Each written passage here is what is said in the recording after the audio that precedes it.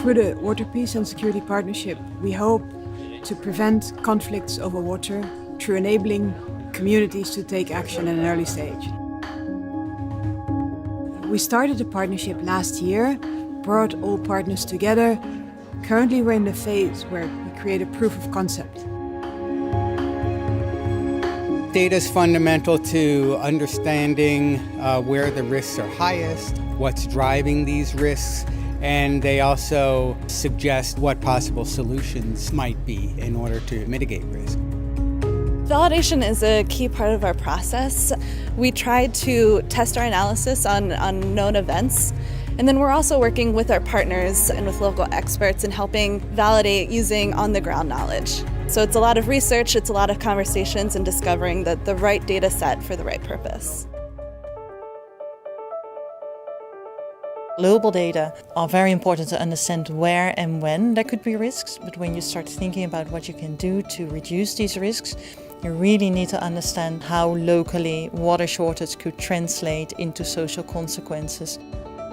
Part of the communication and engagement of stakeholders is to increase the joint understanding of the entire system and to also broaden the scope of actions that can be taken and to mobilize people to really take these actions because they understand that what they do can have implications also for others and maybe even have impact on themselves. So it is not enough to know that a certain country, region, river basin will be affected by conflict, but it's important to know why that is happening, what the role of water exactly is, but then also what factors you can influence either as a policymaker in the respective region or as an external party to solve the conflict. And especially in times of scarce resources, not only water resources but also financial resources, it's important to have the data to analyze which action on the ground will actually be effective in the end and lead to peace and cooperation.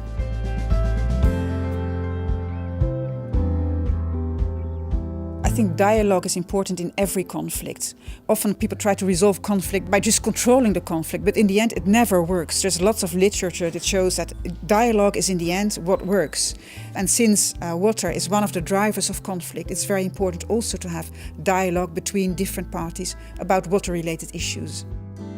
We're starting a conversation between the different stakeholders and that they actually identify actions that are needed to address the water and security risks in their country.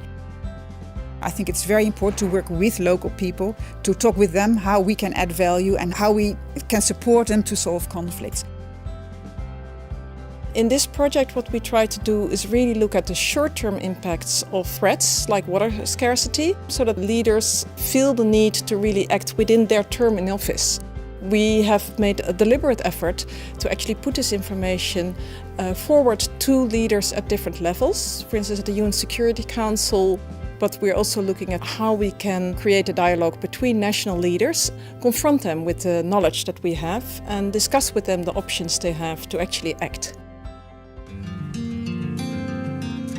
I expect after 2 years, so by November of this year, our global water tool is operational and openly accessible for everyone. My dream would be that the Water, Peace and Security Partnership contributes to preventing conflict and that we reduce stress and conflict over water. To achieve this, we need a large community to contribute and to be active. We would really hope other donors contribute also to the partnership so that we can implement it at a larger scale.